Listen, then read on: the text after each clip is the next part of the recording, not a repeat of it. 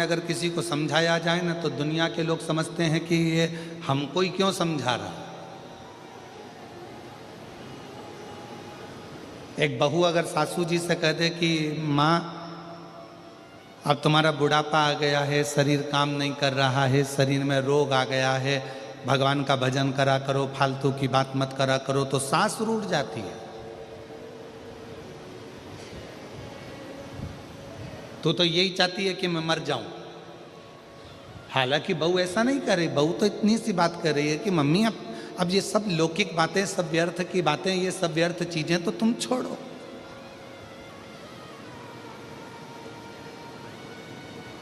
एक दिन हमारी सासू जी से हंस के बोली जेठानी,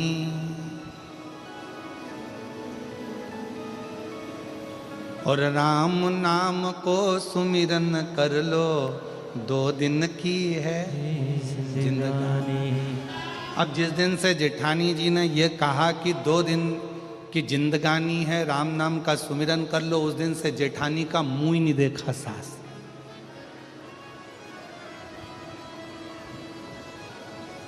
ये तो ये गलत चाहती है, ये गलत सोच रही है, गलत विचार कर रही है, ये चाहती है कि मेरे प्राण छूट जाए, मैं मर जाऊं। ना ना ना,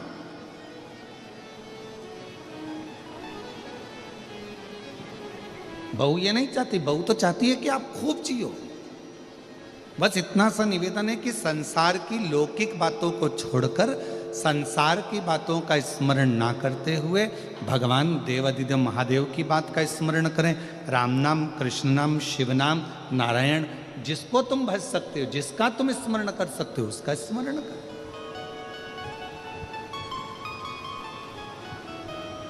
और वही की वही जो एक बहू सास से कहती है, वही की वही भगवान शंकर ने भगवान ब्रह्मा जी से कहा कि सृष्टि बनाओ, पर ये अहंकार रखकर सृष्टि का निर्माण नहीं करना है, तुम्हें अभिमतता से दूर रहकर शिव कर रहे हैं कि सृष्टि का निर्माण करो।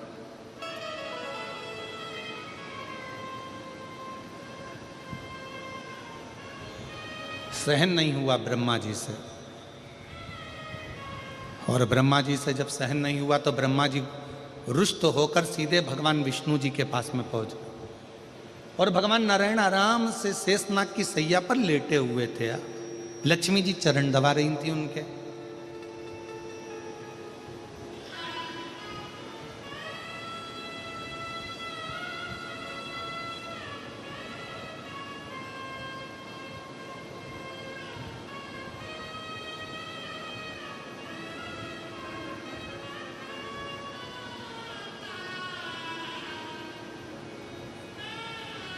पहुंच गए ब्रह्मा जी,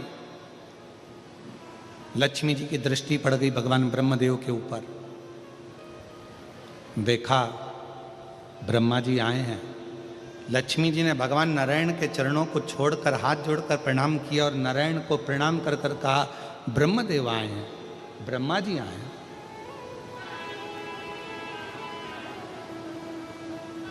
ब्रह्मा जी? हाँ। भगवान विष्णु उठे, ब्रह्मा जी ने प्रणाम किया भगवान नारायण को, नारायण ने प्रणाम किया भगवान ब्रह्मा जी। कितनी सुंदर बात है ये, हमारे 33 कोटि देवी देवता ये हमको सिखाते हैं कि आप किसी को आदर करोगे तो कोई तुम्हारा आदर करेगा, आप किसी को प्रणाम करोगे कोई आपको प्रणाम करेगा। आपके पास देने के लिए जो है वो आप सामने वालों को दोगे तो सामने वाला भी आपको वही देगा जो उसके पास में होगा। किसी के पास गुलाब का फूल है तो गुलाब का फूल देगा, किसी के पास कीचड़ होगा तो वो कीचड़ देगा, किसी के पास सम्मान होगा तो सम्मान होगा देगा, किसी के पास आदर होगा तो आदर देगा। आप यदि किसी को आदर दे रहे हो, किसी को प्रणाम कर रहे हो, किसी को नमन कर रहे हो, किसी को साधुवाद कर रहे हो, किसी को धन्यवाद कर रहे हो, तो वो सामने वाला भी भले उसके अंदर कितना भी कपट भरा हो, कितना भी अंदर बेईमानी भरी हो, फिर भी अगर आपने हाथ जोड़ा है तो सामने वाला भी आपके हाथ जरूर जोड़ेगा, आपको सम्मान जरूर करेगा, आदर जरूर करेगा, सत्कार जरूर देगा।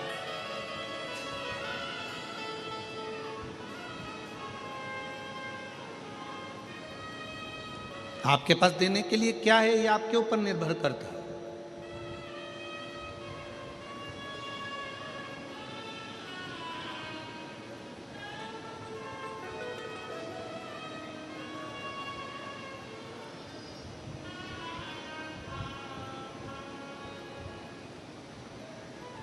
ब्रह्मा जी ने प्रणाम किया, भगवान विष्णु ने प्रणाम किया। भगवान नारायण ने पूछ लिया ब्रह्मा जी से कि किस कारण से आपका आगमन हुआ है, क्यों आए हो, क्या हो गया, किस लिए आना हुआ। तब ब्रह्मा जी ने कहा कि सृष्टि की रचना मैं कर रहा हूं।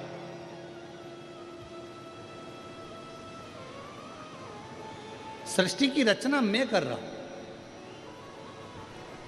भगवान विष्णु समझ गए जहां पर मैं का संबोधन आ जाता है, जहां पर मैं का संबोधन लग जाता है, फिर वहां अहंकार आकर विराजमान हो जाता है।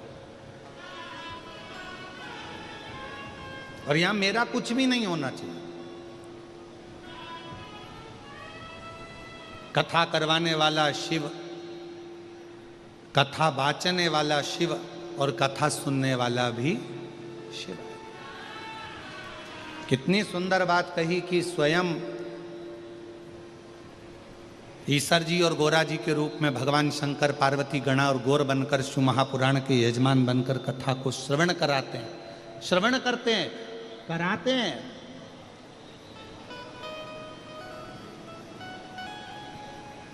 स्वयं शिव।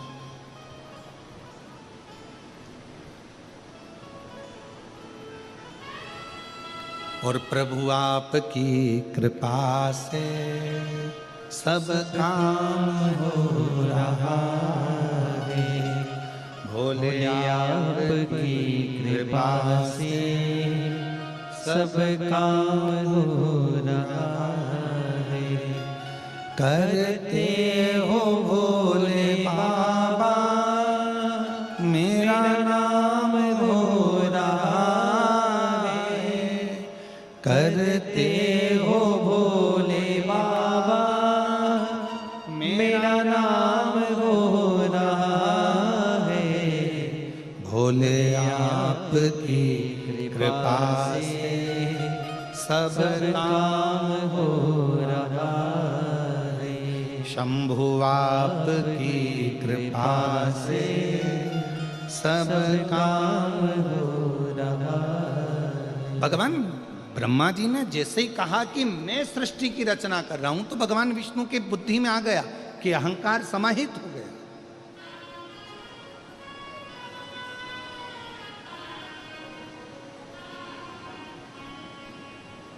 एक पंखे में 3 पंखड़ियां होती हैं। अब आजकल का फैशन हो गया तो 4 पंखड़ी का भी पंखा हो गया, पर शुरू से बचपन से अगर आपने देखा होगा तो कितनी पंखड़ी का पंखा होता है, जम के बोलो जरा, 3 का। और 3 पंखड़ी का ही पंखा घूमता रहता है, तो पंखड़ियां घूमती रहती है, घूमती रहती है, घूमती रहती है। कभी विचार करा कि 3 पंखड़ी का ही पंखा क्यों हुआ, ये 3 पंखड़ियां ही क्यों घुमाई जाती है? तो कहा बचपन, जवानी, अधेड़ी और बुढ़ापा, ये 4 जिंदगी की पंखड़ियां हैं, पर इसमें ये 3 पंखड़ी जो है ये ही घूमती हैं। बचपन खूब घूमता है, जवानी खूब घूमती है और अधेड़ी घूमती है। चौथे नंबर की जो पंखड़ी है ना, वो तो लटकी की लटकी रहती है, क्योंकि उसको मालूम है अपना घूमने का समय नहीं, अपना तो ठहरने का समय है और जिंदगी को साधने का समय। एक बचपन की जिंदगी ऐसी होती है, चलो बैग उठाओ, स्कूल जाओ, घर आए, वापस ट्यूशन जाओ, चलो कोचिंग जाओ, यहाँ आए वहाँ आए, चलो रोटी खाओ, भोजन करो, ये करो वो करो। और माँ अपने बच्चे को, माता पिता अपने बच्चे को दिन भर घुमाता रहते हैं। बचपन पूरा ख़त्म हो जाता है, जवानी आती है, फिर दिन भर घूमना फिरना, ये काम वो काम और कमाना करना, ये सारे काम में लगना पड़ता है। विवाह हो जाता है, शादी हो जाती है, गृहस्थी का बोझा माथे पर चढ़ जाता है। फिर आ जाती है अधेड़ी, अधेड़ी में बहन के घर मायरा भरना है, फिर वहाँ जाना है, ये काम करना है, बच्चों की शादी करना है, उसका ये फंक्शन करना है, उसका वो फंक्शन करना है, कहीं बुआ जी के यहाँ जाना है, कहीं सारे संबंध निभाना है, सारी रिश्तेदारी निभाना है। बड़ा निभाकर चलना पड़ता, बड़ा निभा। और हम आप सबके सामने इस हैदराबाद की पवित्र भूमि पर एक बात कहना चाहेंगे, जिसके घर में बुजुर्ग रहते हैं ना, तो छोटे अपनी जिंदगी को बड़ी एंजॉयफुल जीते हैं, याद रखना, बढ़िया एंजॉय से, बड़े खुश होकर जीते हैं। और जिस घर के बुजुर्ग, जिस घर के बड़े चले जाते हैं ना, तो जो घर में छोटे होते हैं ना, उनको भी बड़े जैसे निभाना पड़ता है। बुआ जी के यहाँ जाना है, काका जी के यहाँ जाना है, चाची जी के यहाँ जाना है, नाना जी के यहाँ जाना है, मामा जी के यहाँ जाना है, उसके यहाँ जाना है। जिसके यहाँ नहीं जाएंगे तो मुंह फूल जाएगा। बताओ, मम्मी जी थी वो तो आ जाती थी, अब भैया के पास टाइम नहीं मिलता। फिर कहेंगे कि बताओ हमारी ननन थी तो ये काम हो जाता था, हमारे नंदोई थे तो ये काम हो जाता था। अर्थात निभाना पड़ेगा।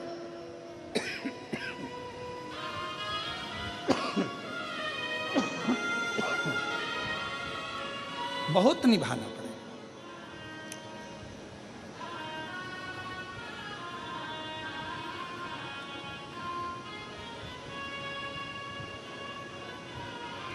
जब तक घर में बड़े हैं, जब तक घर में बुजुर्ग बैठे हैं, घर में बड़े बैठे हैं, जब तक तुम्हारे घर में बुजुर्ग विराजमान हैं, बड़े विराजमान हैं, समझ लेना कि तुम्हारी जिंदगी बहुत एकदम मस्त जिंदगी चल रही। बड़े के होने से, बुजुर्ग के होने से।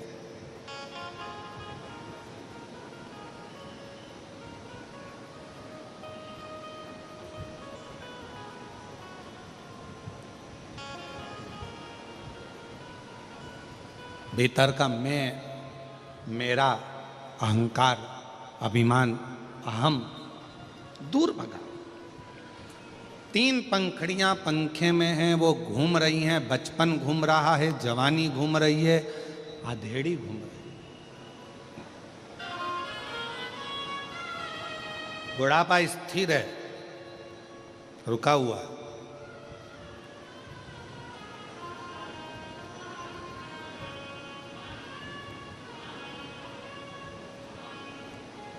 और जब ये बचपन, जवानी, अधेड़ी निरंतर घूमती रहती है, निरंतर घूमती रहती है, भागती रहती है, तब तक व्यक्ति की जिंदगी में सुकून, शांति नहीं रह पाता।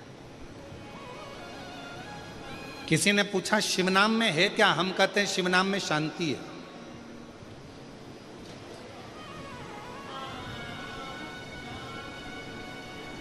जब मन बड़ा उदास हो जाए, एकदम मन में अशांति आ जाए और मन बड़ा विचारणीय परिस्थिति में पड़ जाए, कहीं किसी के ताने, किसी के अपशब्द, किसी की गालियां, किसी के आड़े टेढ़े शब्द तुम्हारे कानों में बार बार चुभ रहे हों, बार बार बुद्धि में आ रहे हों, उस समय पर 2 क्षण मौन होकर नंदी के पास बैठकर श्री शिवाय नमस्तुभ्यम, जम के बोलो श्री शिवाय नमस्तुभ्यम का स्मरण करो। श्री शिवाय नमस्तुभ्यम को 2 क्षण बैठकर पुकार लो।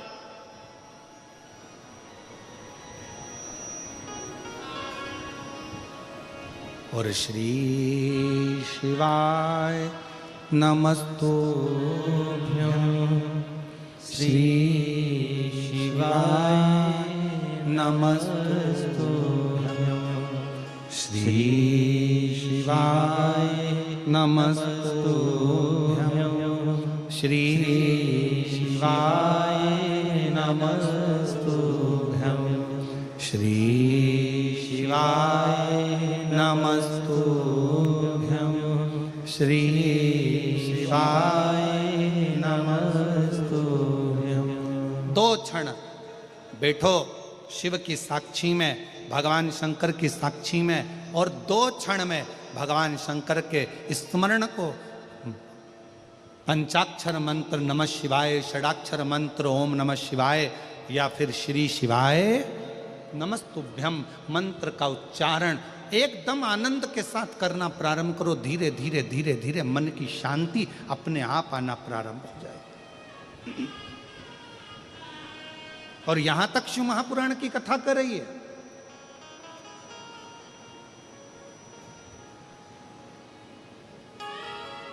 पंचाक्षर मंत्र का जाप करने के लिए नमः शिवाय बोलने के लिए बैठो, या षडाक्षर मंत्र का जाप करने के लिए ओम नमः शिवाय करने के लिए बैठो, या श्री शिवाय नमस्तुभ्यम का जाप करने के लिए बैठो, उस समय पर आपके मन की केंद्रता भगवान शंकर के शिवलिंग पर होना चाहिए।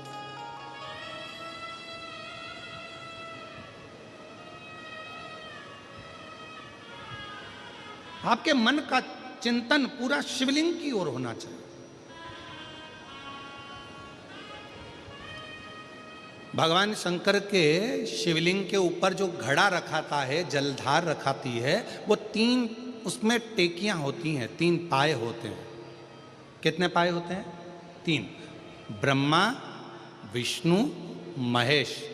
जल का घड़ा, उसमें से एक एक बूंद जल नीचे गिर रहा है, अर्थात वो जल बता रहा है कि ब्रह्मा, विष्णु और महेश ये तीनों एक हैं, इसमें कोई भेद नहीं है।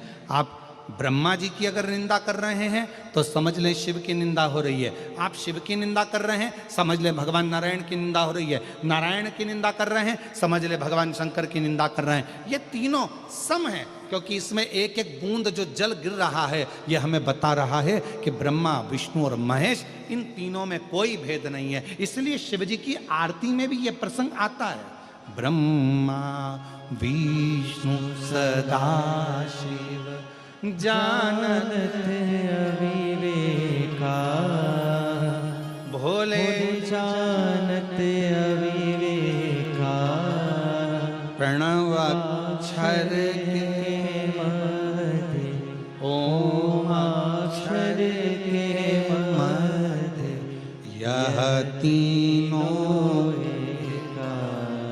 ओम जय शिवा ओम। तीनों एक, इसमें भेद नहीं है।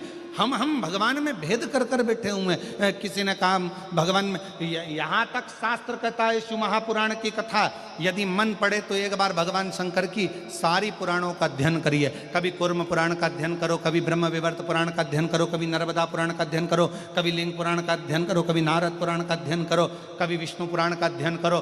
सारी पुराणों का अध्ययन करोगे तो उस अध्ययन में निकलेगा कि ये 3, इनमें कोई भेद नहीं, ये तीनों एक हैं। संसार के लोगों ने अपने लिए इनमें भेद उत्पन्न कर दिया कि ये बड़े वो छोटे, ये छोटे वो बड़े। संसार के लोग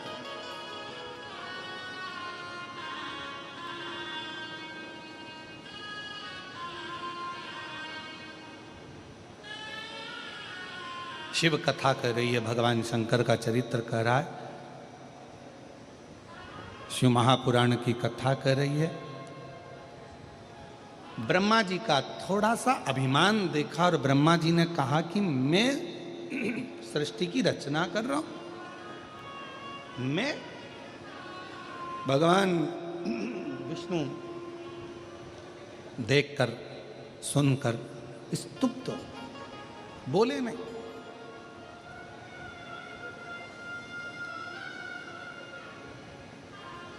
समझ गए जिस मुख से व्यक्ति अहंकार की बात करता है वो मुख बहुत समय तक रहता नहीं है।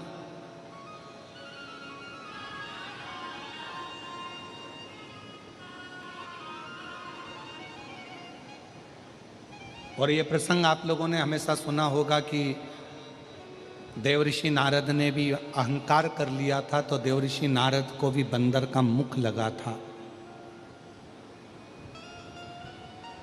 फिर एक प्रसंग सुना होगा कि माता सती के पति शिव हैं और रति के पति कामदेव हैं।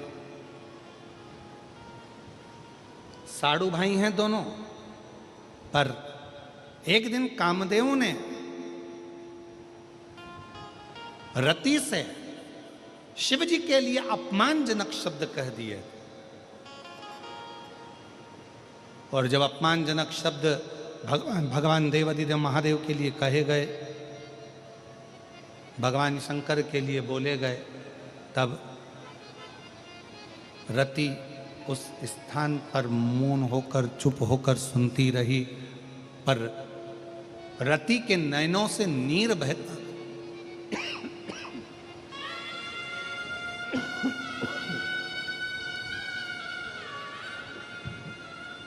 रति के नैनों से नीर बहता गया। क्यों? क्योंकि रति शिव की आराधना करती थी।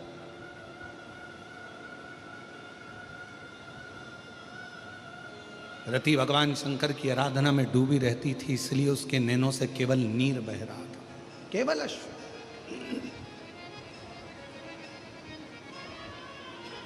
और हुआ क्या, कामदेव जब जलकर भस्म हुए,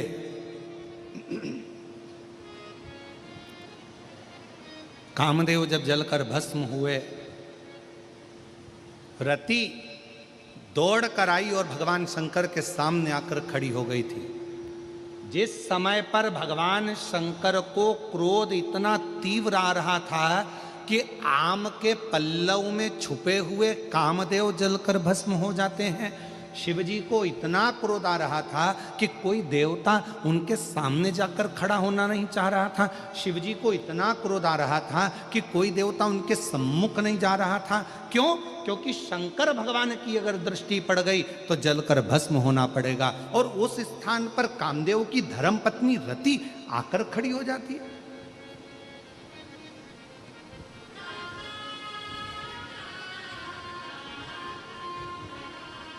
रति के पास ये बल कहां से आया?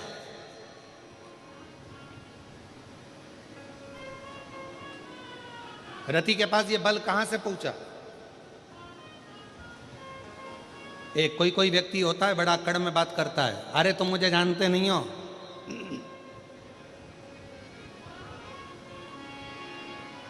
कई माताएं होती हैं जो दरवाजे पर आने पर भी फोन लगाऊं कि अब भी हाल, मुझे तो इसी गेट से अंदर जाना है, चाहे कुछ भी हो जाए, मैं तो इसी गेट से जाऊंगी, जा लगाऊं क्या फोन अब भी यार?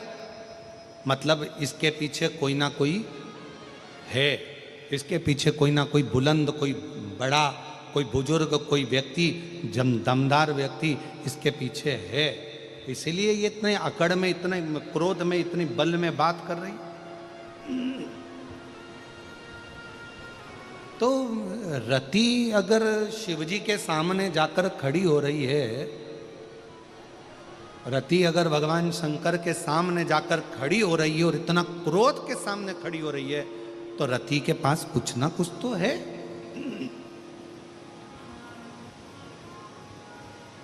क्या है रति के पास? क्या करती थी रति? कहा रति अपने बचपन से ही, बाल्यावस्था से ही शिव की आराधना करती थी, शंकर की आराधना, शिव की आराधना। और रति का एक नियम था, पार्थिव लिंग का निर्माण करना, उसकी पूजन करना और पार्थिव लिंग पर जल समर्पित कर कर उस जल का प्रोक्षण, उस जल को अपने ऊपर छींटना। शिव महापुराण के अगर आप वायव्य संहिता को पढ़ेंगे और अगर लिंग पुराण को पढ़ेंगे तो उसमें वर्णन आता है कि यदि शंकर भगवान के मंदिर में जाकर यदि आपने शंकर जी को जल चढ़ाया, आचमन नहीं भी करा, चढ़ा हुआ जल नहीं भी पिया, तो शिव जी पे चढ़ा हुआ जल यदि आप अपने मस्तक पर छिड़क लेते हैं तो एक अलग से बल आपके अंदर आ जाता है, एक अलग से बल। और वो बल साधारण नहीं होता।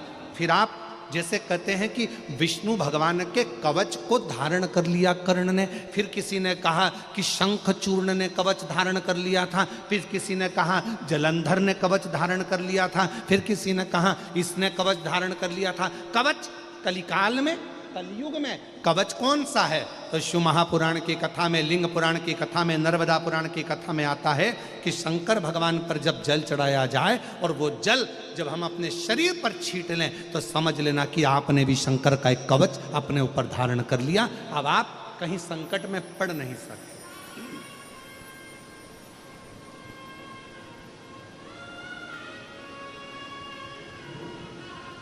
और मैंने तेरे ही भरोसे बाबा, तेरे ही भरोसे हवा बिच उड़ती जावांगी बाबा, डोर तो चढ़ी ना में कटी जावांगी भोले मैं तेरी पतंग, शंभू मैं तेरी पतंग, हवा बीच उड़ती जावांगी, बाबा डोर तो छड़ीना में कटी ही जावांगी। शिव महापुराण की कथा कहती है, रति जिन शंकर भगवान ने कामदेव को जलाकर भस्म कर दिया, उनके क्रोध की ज्वाला के सामने 33 कोटि देवता में से कोई देवता सामने जाकर खड़ा नहीं होता, क्योंकि सबको मालूम है कि जलकर भस्म हो जाना है। केवल अकेली रति शिव जी के सामने जाकर खड़ी हो जाती है, और उनकी तेज क्रोध की ज्वाला के सामने रति खड़ी हुई है।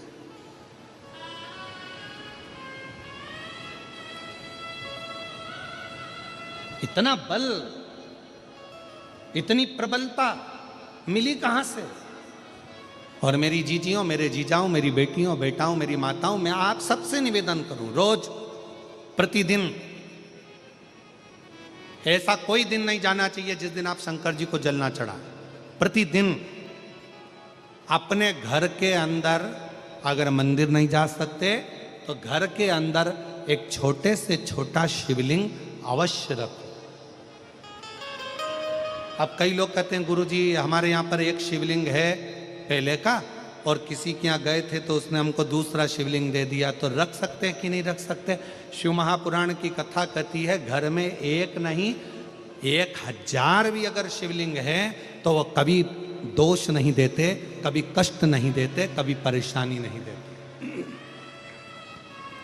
और फिर कोई कहता है गुरुजी हमारे घर में जो शिवलिंग है वो बीच में से खंडित हो गया, टूट गया, शिवलिंग टूट गया गुरुजी, उसका कोई दोष लगेगा क्या? शिव महापुराण की कथा कहती है, अगर तुम्हारे घर में पुराना शिवलिंग है, तुम्हारे घर के अंदर अगर कोई शिवलिंग है और अगर वो बीच में से टूट गया, 40 टुकड़े हो गए, 50 टुकड़े हो गए, 2 टुकड़े हो गए, 10 टुकड़े हो गए, तो भी शिवलिंग कभी खंडित नहीं माना जाता, वो अखंड ही माना जाता।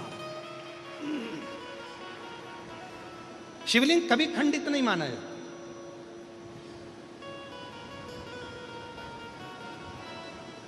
सहस्त्रेश्वर हजारों टुकड़े होने पर भी शंकर भगवान का शिवलिंग कभी खंडित नहीं, कभी खंडित। और कितना सुंदर कहा, तुमने पार्थिव लिंग का निर्माण करा। अब पार्थिव लिंग काय का बनाते हो? मिट्टी का बनाते हो, बालू रेत का बनाते हो। मान लो आप लोगों ने पार्थिव लिंग का निर्माण करा और पूजन करते करते ब्राह्मण देवता पूजन करा रहे हैं, आपने जल चढ़ाया, जल चढ़ाते से ही वो मालूम पड़ा शिवलिंग, पार्थिव लिंग का निर्माण करा, वो पार्थिव लिंग थोड़ा सा खंडित हो गया, पार्थिव लिंग कहीं बीच में से टूट गया, कहीं कुछ हो गया, या गलकर उस पानी में गलता गया। आपके मन में आया कि बताओ मैंने पार्थिव लिंग का निर्माण करा था और वो पानी में गल गया, टूट गया, खंडित हो गया, ऐसा हो गया, वैसा ना ना ना ना। ब्राह्मण देवता पूजन करा रहे हैं, आपने पार्थिव लिंग का निर्माण कराए, पार्थिव लिंग की पूजन चालू कर दी, और पूजन चालू करने के बाद में अगर आप उस पर पानी चढ़ा रहे हैं, जल चढ़ा रहे हैं, और वो पार्थिव लिंग अगर आपका थोड़ा बहुत भी खंडित हो रहा है, गल रहा है, जल में जा रहा है, या उसका रंग जा रहा है, या इधर से जहां से जल चढ़ा रहे थे वहां से पूरा धुलते चले जा रहा है, तो ये मत सोचना कि वो खंडित हो गया। नहीं, पार्थिव लिंग का मतलब होता है कि मिट्टी के छोटे छोटे कण, बालू रेत के छोटे छोटे कण एक जगह पर एकत्रित कर लिए और उस पर आपने जल चढ़ाना चालू करा। पार्थिव लिंग का मतलब होता है कि एक शिवलिंग की पूजन नहीं, पार्थिव लिंग का मतलब होता है उस लिंग को बनाने के लिए जितनी मिट्टी लगी, उस मिट्टी में जितने जितने कण थे, जितने छोटे छोटे कण थे, वो सब एक जगह पर इकट्ठे हो गए। तो हमको केवल एक पार्थिव लिंग पूजन का फल नहीं, हजारों पार्थिव लिंग पूजन का फल एक साथ प्राप्त हो जाता है। उसकी खंडिता नहीं, वो खंडित नहीं हुआ है, वो टूटा नहीं है, उसमें खंडितता नहीं आई है।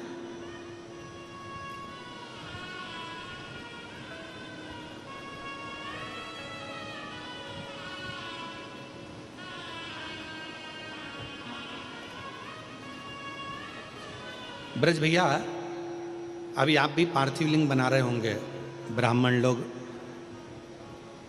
जब शिव पुराण चलती है तो पार्थिव लिंग का निर्माण किया जाता है। आप भी रोज पार्थिव की पूजन कर रहे होंगे तो कई बार आपके मन में भी ये भाव आता होगा कि हम जल चढ़ा रहे हैं, जल चढ़ाते चढ़ाते मालूम पड़े मिट्टी का शिवलिंग है या बालू का शिवलिंग है वो गल रहा है या जा रहा है या उसमें कण अलग हो रहे हैं। तो तभी शिव महापुराण की कथा कहती है पार्थिव लिंग का निर्माण होने के बाद जब हम भगवान शंकर की स्तुति करना प्रारंभ कर देते हैं, आराधना करना प्रारंभ कर देते हैं, उसका जब पूजन करना प्रारंभ कर देते हैं, फिर उस पर जल चढ़ाने पर अगर वो अलग अलग टुकड़ों में भी हो जाता है तो भी वो खंडित नहीं माना जाता। पार्थिव तो पार्थिव पूजन के महत्व को ही रखता है। पार्थिव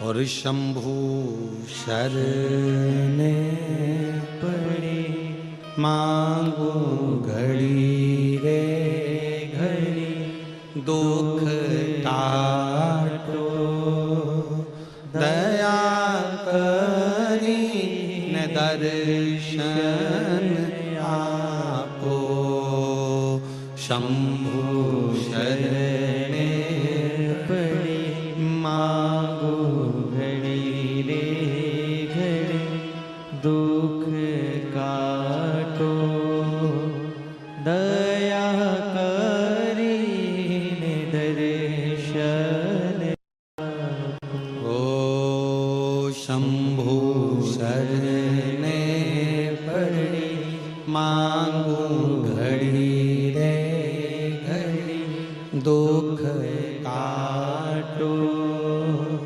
दया करी ने दर्शन ओ शंभु शरणे पड़ी सब बोलिए मांगो घड़ी रे घड़ी दुख काटो दया करी दर्शन आपो। पार्थिव रति शिव जी के सामने खड़ी है, इतनी क्रोध की ज्वाला के सामने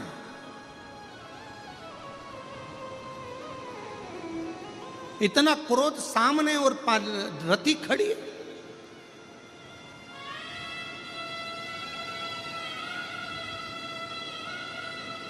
ब्रह्मा जी देख रहे थे, भगवान विष्णु जी से कहा कि रति को समझाओ कि शिव जी के सामने ना जाए, उनको क्रोध आ रहा है, बहुत क्रोध, शिव के सामने ना जाए रति, रति को समझाइए। भगवान नारायण ने कहा कि ब्रह्मा जी मैं रति को नहीं समझा सकता कि तुम शिव के सामने मत जाओ, उसको जाने दो, फिर तो शिव के क्रोध से रति जलकर भस्म हो जाएगी जैसे उसका पति कामदेव जला।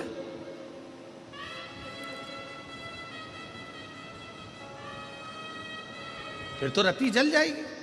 नहीं, शंकर भगवान के सामने रति का बाल भी बांका नहीं होगा, बल्कि अपने पति को वापस लेकर रति आएगी। भगवान नारायण कह रहे हैं।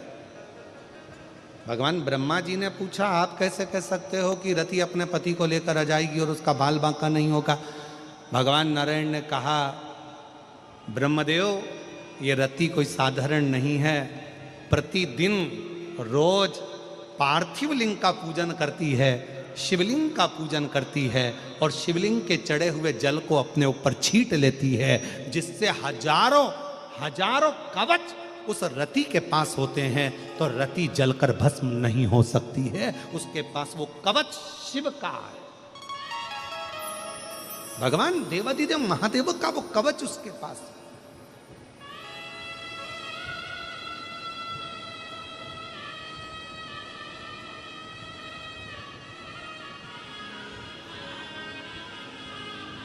और फिर निवेदन करें, अगर डॉक्टर ने कहा है कि बहुत बड़ा कोई रोग हो गया है, बहुत बड़ी तकलीफ सामने आकर खड़ी हो गई है, बहुत बड़ा कष्ट है, बहुत बड़ी बीमारी है, मिट नहीं रहा, जा नहीं रहा, डॉक्टर शिव का एक रूप होता है। हम अपनी व्यासपीठ से हमेशा कहते हैं कि डॉक्टर को शंकर मानो। डॉक्टर शिव का एक रूप है।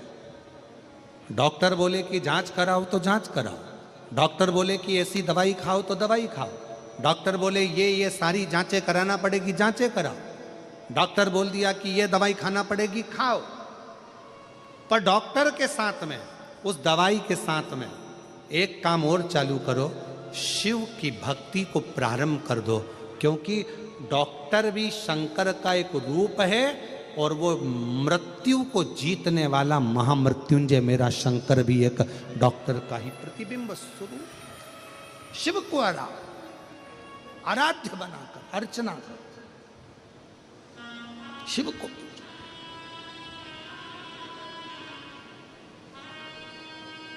भगवान शंकर।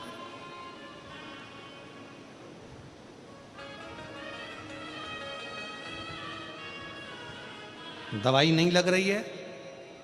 कई माताएं ऐसी हैं जो रोज दवाइयाँ खाती हैं, रोज दवाइयाँ खाती हैं। रात को सोना है तो दवाई, घुटने दुख रहे हैं तो दवाई, बीपी है तो दवाई, शुगर है तो दवाई। हम मना नहीं करेंगे कि तुम मत खाओ, खाओ, पर थोड़े दिन एक प्रैक्टिकल कर कर देखो। शिव जी का एक नाम है कुंदकेश्वर महादेव। सब लोग बोलो उस नाम को। कौन सा नाम है? कुंदकेश्वर महादेव। बिदल और उत्पल दो असुरों का संहार करने के लिए माता पार्वती जी ने कुंदुक का प्रहार करा था, और वो कुंदुक बिदल उत्पल का संहार कर कर शिव जी के चरणों में जाकर गिरा था। शिव जी का नाम कुंदकेश्वर हो गया था। तब स्वयं भगवान कुंदकेश्वर शंकर भगवान ने कहा था, पार्वती तेरे कुंदुक के प्रहार से विदल और उत्पल के मरने के बाद में ये कुंदुक मेरे चरणों में आया है, आज मेरा नाम कुंदकेश्वर हुआ है। पार्वती, संसार सागर में भूमंडल पर जो भी मानव मनुष्य औषधि का सेवन करेगा और कुंदकेश्वर का स्मरण करेगा, वो रोग से मुक्त होगा, रोग से। इसलिए डॉक्टर अगर दवाई दे रहे हैं, डॉक्टर अगर औषधि दे रहे हैं, तो एक काम जरूर करो, कुंदकेश्वर महादेव का नाम लेकर उस दवाई को खाना प्रारंभ। एक पत्र है, अच्छा है।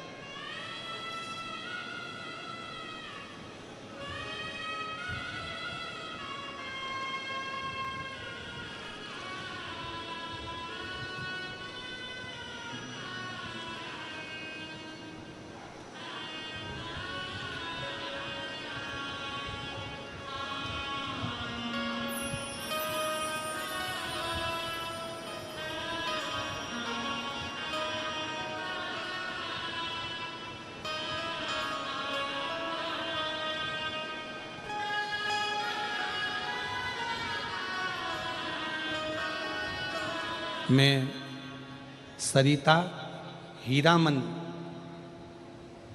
कोमपल्ली से हूँ। कहीं बैठी हो तो हाथ हिला सकती हैं। मैं सरिता हीरामन कोमपल्ली से हूँ। कहीं बैठी हो तो हाथ हिला सकती हैं। कोमपल्ली से आई हैं, आ जाओ, एक बेलपत्र ले जाना, आ जाइए। सबसे पहले तो मैं भूतड़ा परिवार को, यजमान परिवार को बहुत बहुत धन्यवाद देती हूँ कि हम हैदराबाद वासियों को कथा सुनने का सौभाग्य दिया आपने। गुरुदेव, हमने कभी सपने में भी नहीं सोचा था कि हमारे हैदराबाद में पंडाल में बैठकर कथा सुनने का मौका मिलेगा। मैं श्री ब्रजगोपाल जी भूतड़ा जी को, उनके पूरे परिवार को बहुत बहुत साधुवाद देती हूँ। हमने ब्रजगोपाल भैया कल भी कहा था, ना जाने कितनी जीजियों के चेहरे पर आपने रक्षाबंधन पर इस्माइल दिलवा दी ये कथा का आयोजन करवा। बहुत बहुत कजन, कितनी मेरी बहनें बैठी होंगी, मेरी बेटियां बैठी होंगी, मेरे जीजा बैठे होंगे, बेटा बैठे होंगे, जो ने सोचा भी नहीं था कि कथा हैदराबाद में मिल जाए। बोलो सही है कि गलत है? एक बार दोनों हाथ उठाकर जोरदार ताली बजाते हुए। साधु, बहुत बहुत साधु आप सभी। हमने कभी सपने में भी नहीं सोचा था कि हमें शिव पुराण की कथा हैदराबाद में मिल जाएगी। गुरुदेव, मेरी लड़की 13 साल की है, वह हाइपर एक्टिव है। डॉक्टर के हिसाब से इसका ठीक होना कठिन था। बहुत सारे डॉक्टरों को दिखाया लेकिन कोई भी असर नहीं हुआ। मेरी 13 साल की लड़की डॉक्टर के हिसाब से ये ठीक नहीं हो सकती थी। फिर मेरी भाभी ने आपके बारे में बताया। फिर मैंने कथा सुनना आरंभ किया, सियोर गई, 1 लोटा जल का भी प्रयोग किया। रोज शिव मंदिर भी जाती, 1 लोटा जल 1 बेलपत्र मेरी लड़की को खिलाया। गुरुदेव, 1 महीने में मुझे उसमें बदलाव नजर आने लगा। अभी पूरी तरह से मेरी लड़की स्वस्थ हो गई। मैं बाबा को यहाँ प्रणाम करने के लिए पूरी तरह से। उस पत्र में उसने लिखा कि मैंने सारे डॉक्टरों से इलाज करवा लिया, पर डॉक्टर ने कह दिया था मुश्किल है कि ये ठीक हो पाए। पर आज मेरी बेटी 13 साल की पूरी ठीक हो गई। ये एक पत्र और बड़ा सुंदर है।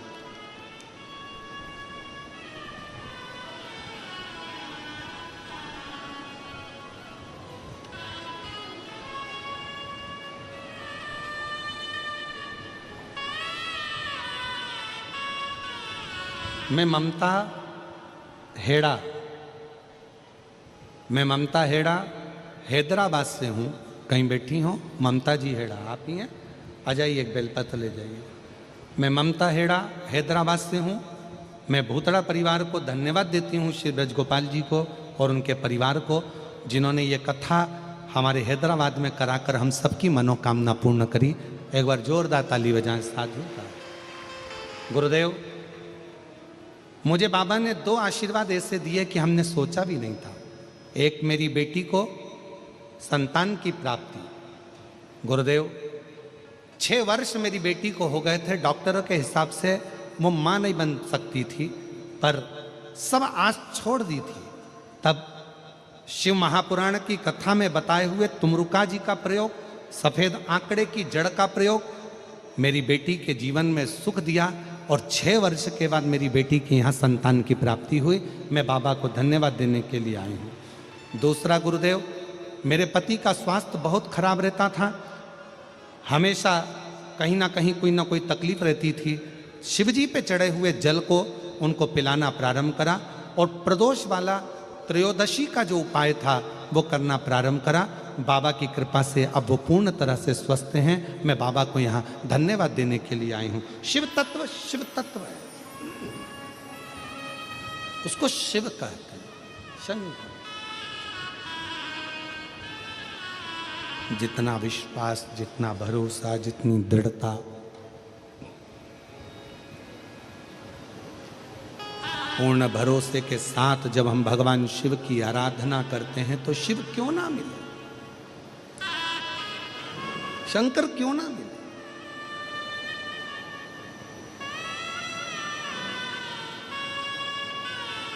एक विश्वास की मूलता।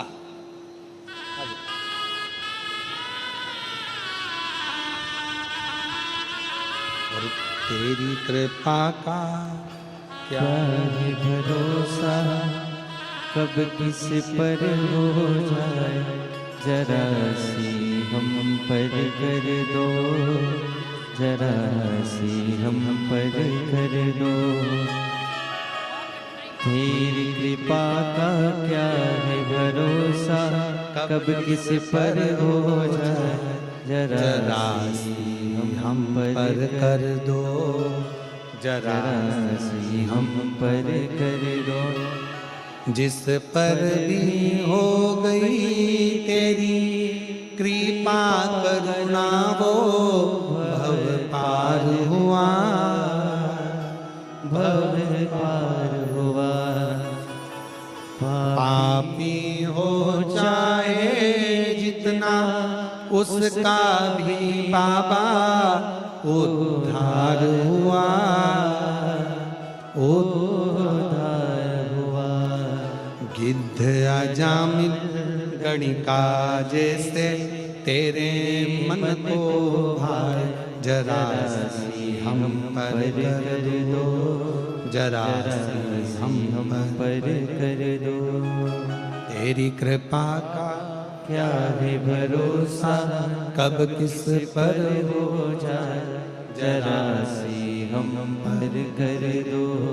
जरा सी हम पर शिव तत्व कहता है। भगवान शंकर की कथा कर रही है, विष्णु महापुराण की कथा कर रही है। शिव जी पे चढ़े हुए जल का पुक्षन, भगवान शंकर पे चढ़े हुए जल को अपने ऊपर छिड़क लेना, अपने ऊपर धारण कर लेना, ये हमको कवच प्रदान करता है। कवच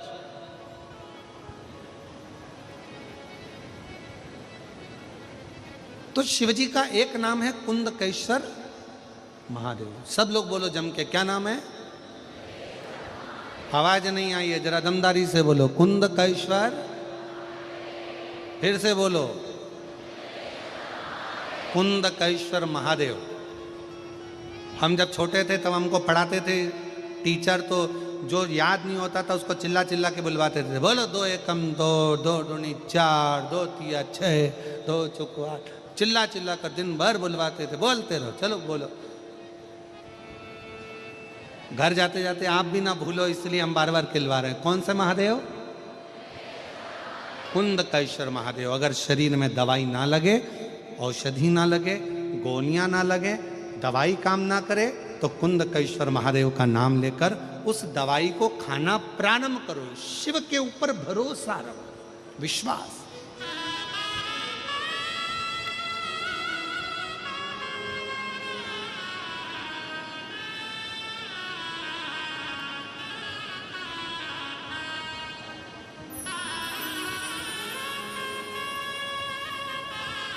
शिव कथा कर रही है, भगवान शंकर का चरित्र कर रहा है। रति सामने खड़ी है और रति सामने खड़ी, शिवजी के सम्मुख में खड़ी है रति सामने। शंकर भगवान के क्रोध का उस पर कोई असर नहीं हो रहा।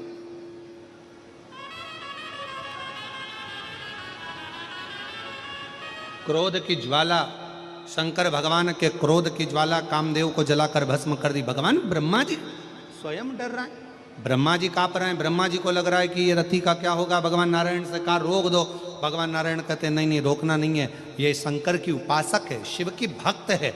जो शंकर का भक्त होता है, शिव की आराधना करने वाला होता है, शिव की उपासना करने वाला होता है, वो भय नहीं खाता, उसको भय नहीं होता, चिंता नहीं होती। क्यों चिंता करना?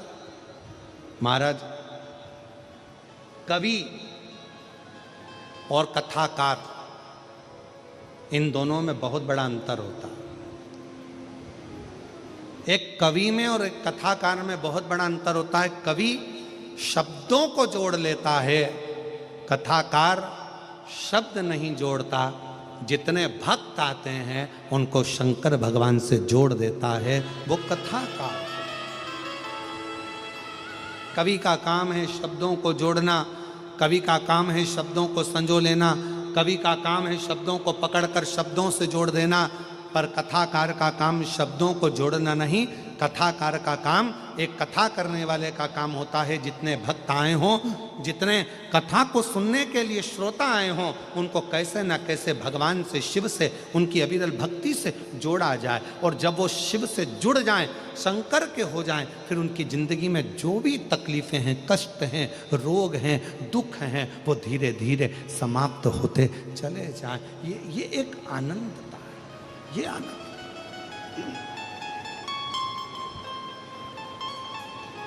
शिव कथा कर रही है, भगवान शंकर का चरित्र कह रहा है। शिव महापुराण की कथा, भगवान शंकर का चरित्र, शिव तत्व कह रहा है। भगवान शंकर की कथा कर रही, रति हिली नहीं, रति नहीं। और आखिरी में क्या हुआ?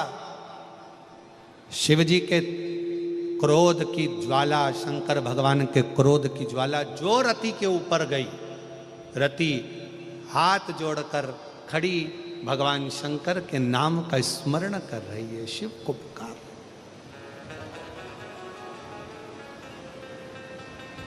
शिव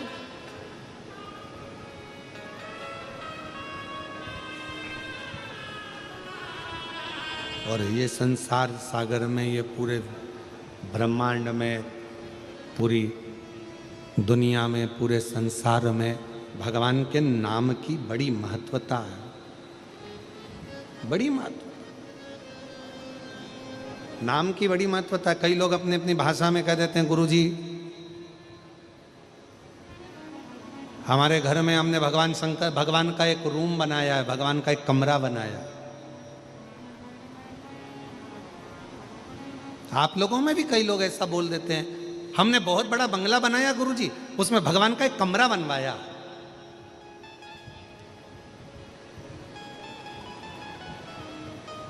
गुरुजी हमने बहुत बड़ा घर बनाया, उसमें भगवान का एक रूम बनाया। गुरुजी हमने बहुत बड़ा घर बनाया, उसमें भगवान का एक मंदिर बनाया।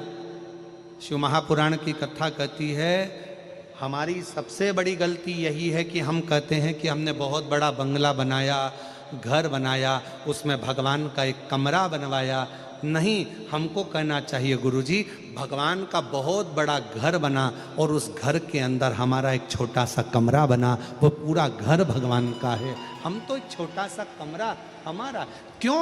अगर घर हमारा रहेगा, भगवान का एक कमरा रहेगा, तो घर में जितनी भी चिंता होगी वो तुम्हारी होगी, घर में जो भी परेशानी होगी वो तुम्हारी होगी, घर में जो भी कष्ट होगा वो तुम्हारा होगा, घर में जो भी दुख होगा वो तुम्हारा होगा। और जिस दिन तुमने कह दिया ये घर शंकर भगवान का है और उसमें एक कमरा मेरा है, तो तुम्हारा दुख कुछ भी नहीं होगा, तुम्हारा कष्ट, तुम्हारी चिंता कुछ भी नहीं होगी। जो भी कुछ होगा वो देवाधिदेव महादेव का होगा, क्योंकि ये शंकर जी का है, ये भगवान श्री हरि का है, ये नारायण का है, ये हमारा नहीं।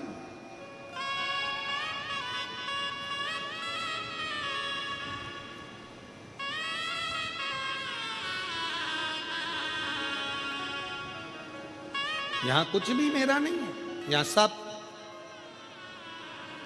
कभी मुख से मत कहो मेरा, हमारे घर में हमने भगवान का एक कमरा बनाया, बल्कि ये कहो कि भगवान के घर में हमारा एक कमरा बना।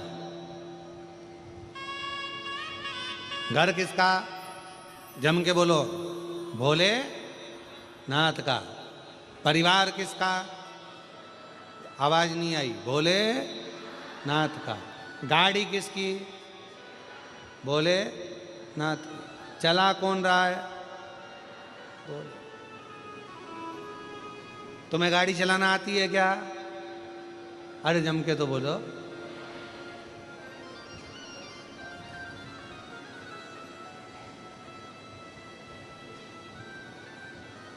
जब एक गाड़ी चलाना अपने को अच्छे से नहीं आती, कितने भी अच्छे ड्राइवर बन जाओ, कितने भी अच्छे बन जाओ और कितनी भी अच्छी ड्राइविंग करना आ जाए, तुम कितने भी अच्छे बन जाओ, पर पास में से निकल कर जो गाड़ी जा रही है, सामने चल रही, आड़ी चल रही, टेढ़ी चल रही, वो कैसा है तुमको क्या मालूम? तुम अच्छे हो, तुम अच्छा चलाना जानते हो, तुम अच्छे ड्राइवर हो, तुम अपनी जगह पर अच्छे हो, पर पड़ोस में से जो निकल कर गया, साइड में से आ गया, एकदम ब्रेक लगा दिया, एकदम खड़ी कर दी, वो कैसा है तुमको क्या मालूम? उस जगह पर तुम्हारी ड्राइविंग काम नहीं आती। उस जगह पर एकदम जब ब्रेक लगता है, तब वो भोलेनाथ खड़ा हो जाता है कि तूने एक लोटा जल चढ़ाया है, चिंता मत कर, मैं तेरे साथ। क्यों चिंता कर? क्यों चिंता?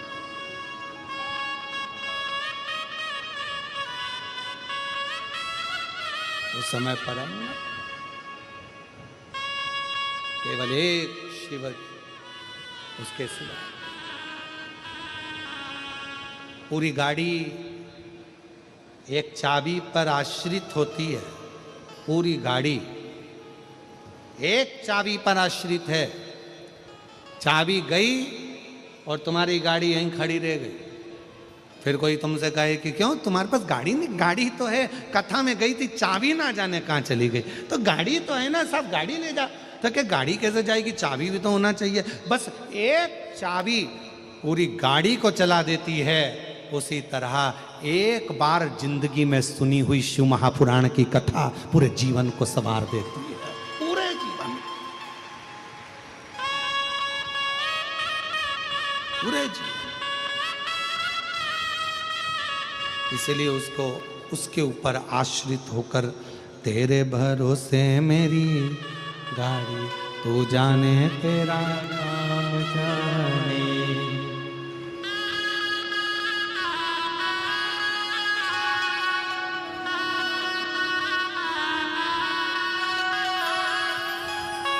तेरे भरोसे मेरी गाड़ी, तू जाने तेरा काम जाने। बाबा तेरे भरोसे मेरी गाड़ी, तू जाने तेरा काम जाने। भोले तेरे भरोसे मेरी गाड़ी, तू जाने तेरा काम जाने। भोले तेरे भरोसे मेरी गाड़ी, सब गाइए। तू जाने तेरा काम जाने। तू जाने तेरा काम जाने, तू जाने तेरा काम जाने, तू जाने तेरा काम जाने, तू जाने तेरा काम जाने। तू जाने तेरा काम जाने, तू जाने तेरा काम जाने, तू जाने तेरा काम जाने, तू जाने तेरा काम जाने। ओ बाबा तेरे भरोसे मेरी गाड़ी, तू जाने तेरा काम जाने। भोले तेरे भरोसे मेरी गाड़ी, तू जाने तेरा काम जाने। बड़े भाव से दोनों हाथों से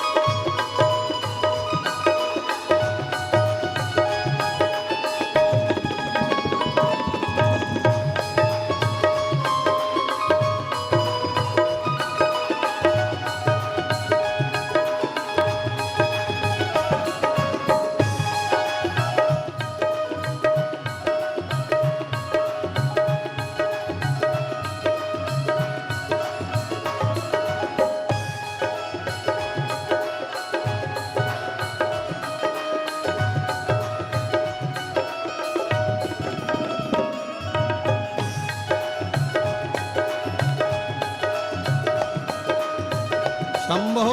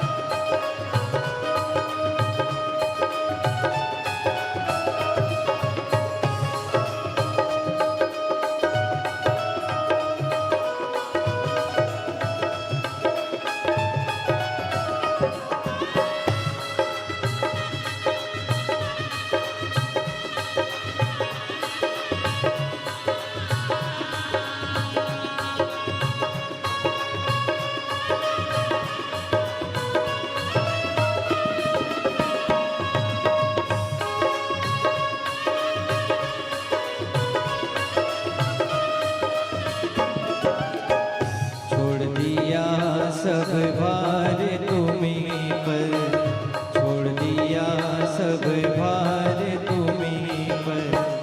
जी तुम्हीं पर हार तुम्हीं पर, जी तुम्हीं पर हार तुम्हीं पर। छोड़ दिया सब भार तुम्हीं पर, जी तुम्हीं पर हार तुम्हीं पर। अब तेरी बारी, तो जाने तेरा काम जाने। तेरे भरोसे मेरी गाड़ी, तो जाने तेरा काम जाने। तो जाने तेरा काम जाने, तो जाने तेरा काम जाने। तो जाने तेरा काम जाने, तो जाने तेरा काम जाने। तेरे भरोसे मेरी गाड़ी, तू जाने तेरा काम जाने। तेरे भरोसे मेरी गाड़ी, तू जाने तेरा काम जाने।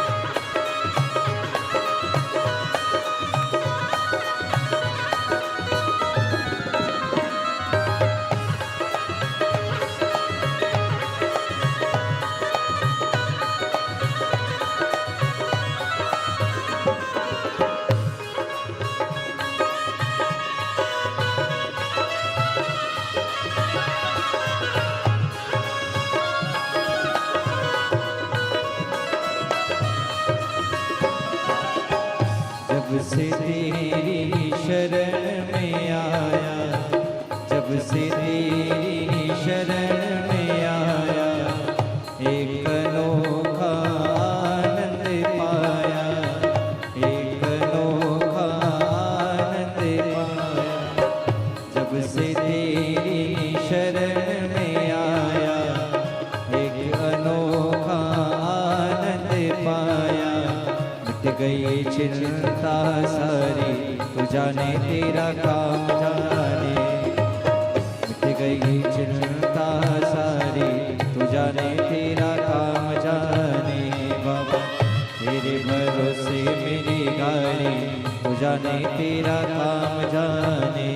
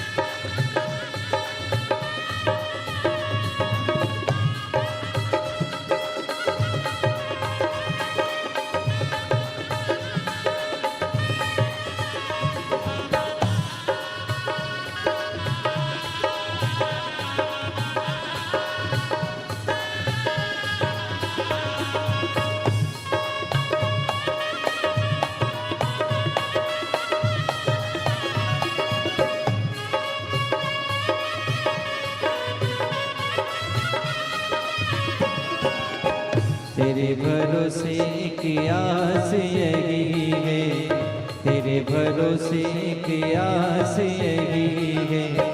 चरणों में अरदास यही है, चरणों में अरदास यही है। तेरे भरोसे की आस यही है, चरणों में अरदास रहे। बाबा रखना लाज हमारी, तू जाने तेरा काम जाने। रखना लाज हमारी, तू जाने तेरा काम जाने। तू जाने तेरा काम जाने, तू जाने तेरा काम जाने, तू जाने तेरा काम जाने, तू जाने तेरा काम जाने। तू जाने तेरा काम जाने, तू जाने तेरा काम जाने, तू जाने तेरा काम जाने, तू जाने तेरा काम जाने। ओ बाबा तेरे भरोसे मेरी गाड़ी, तू जाने तेरा काम जाने।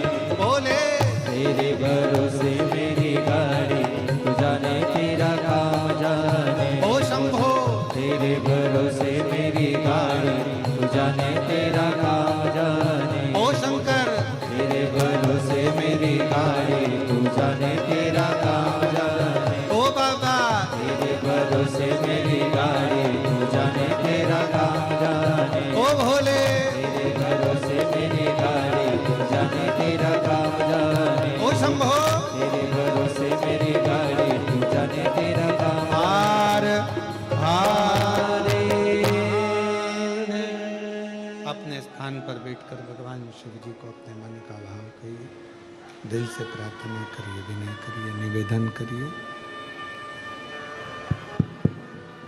दिल से बाबा को प्रार्थना करो, निवेदन करो, रिटर्न बढ़ाओ, रिटर्न।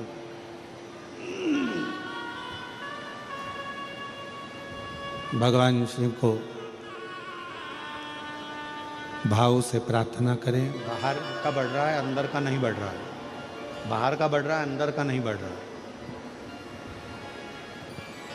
भगवान देवादिदेव महादेव को हृदय से प्रार्थना करो, विनय करो, निवेदन करो। जहाँ भी जगह मिले वहाँ बैठकर बाबा को अपने मन का भाव अवश्य कहिए। सभी लोग साथ में बोलेंगे, प्रार्थना करेंगे, विनय करेंगे।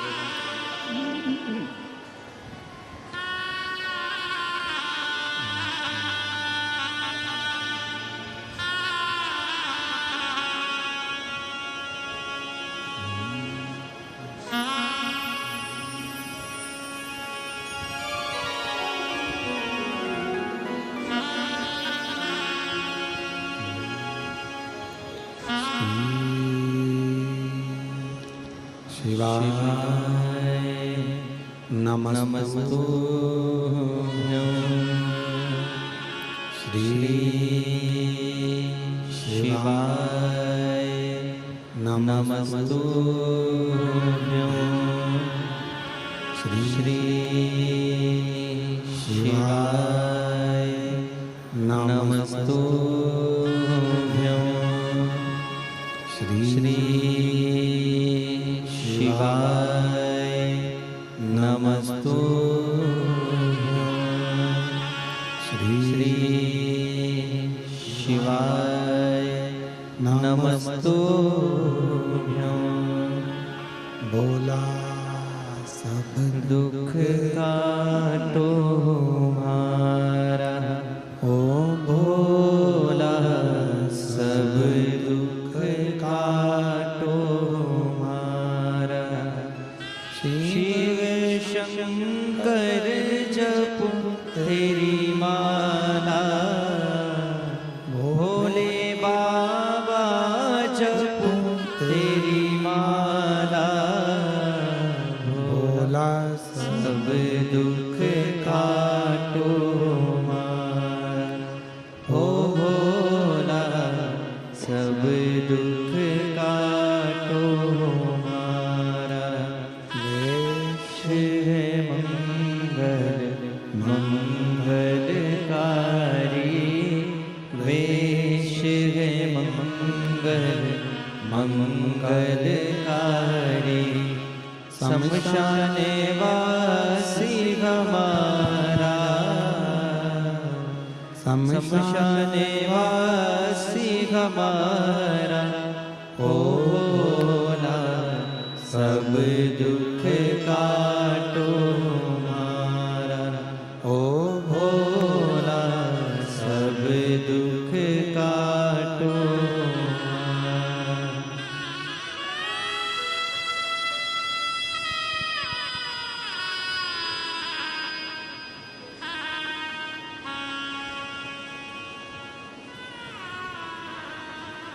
बाबा देवादिदेव महादेव भगवान शिव, ओगरदानी, त्रिकालदर्शी, कैलाशी, विनाशी भगवान शंकर,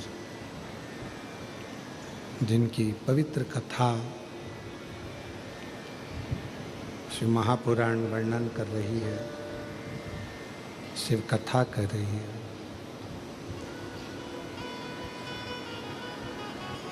शिव जी ने देखा रति की ओर और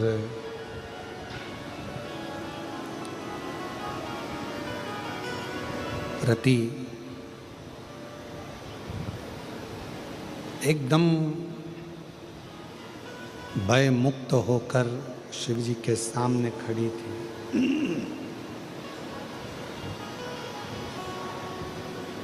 रति के हृदय में कहीं भी भय नहीं था। शंभु शंभु, रति के हृदय में कहीं पर भी भय नहीं।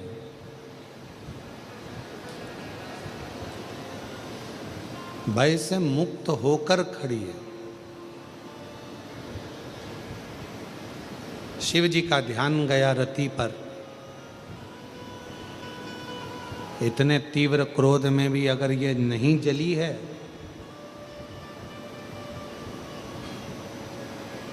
तो कुछ तो है।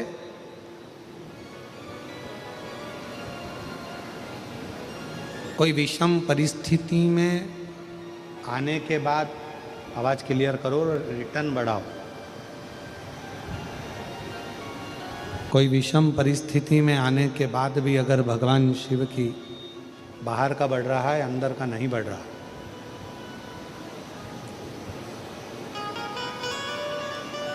विषम परिस्थिति में आने के बाद भी अगर भगवान देवाधिदेव महादेव भगवान शिव की कृपा से कोई दुख, कोई तकलीफ, कोई कष्ट, कोई परेशानी सामने आकर ना खड़ी हो, तो समझ लेना कि कोई शिव की बड़ी कृपा, शंकर की बड़ी करुणा, शंकर की बड़ी दया है। शिव जी की बड़ी कृपा है, शंकर जी की बड़ी करुणा है।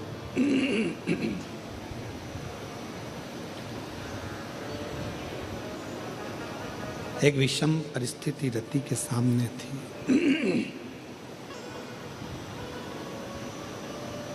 और रति जलकर भस्म नहीं हुई है। शिव जी का ध्यान गया, भगवान शंकर ने देखा, शिव जी ने ध्यान दिया और भगवान शंकर ने ध्यान दिया तो रति को देखकर भगवान शंकर को लगा एकदम निर्भय, कोई भय नहीं है।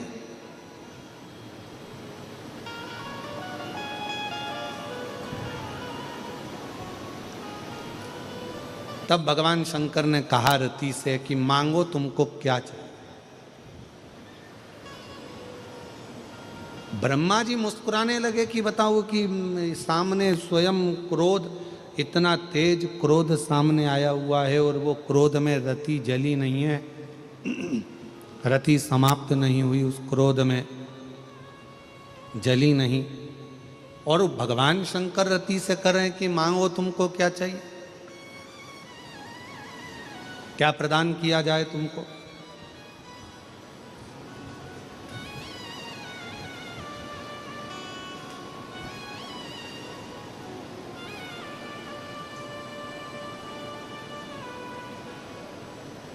जिस समय पर विश्वास अगर पूर्ण हो जाता है, भरोसा यदि पूर्ण हो जाता है और विश्वास जब पूर्ण हो जाता है तो व्यक्ति के हृदय में भय नहीं रहता, उसका भय समाप्त हो जाता है। क्यों? क्योंकि उसके अंदर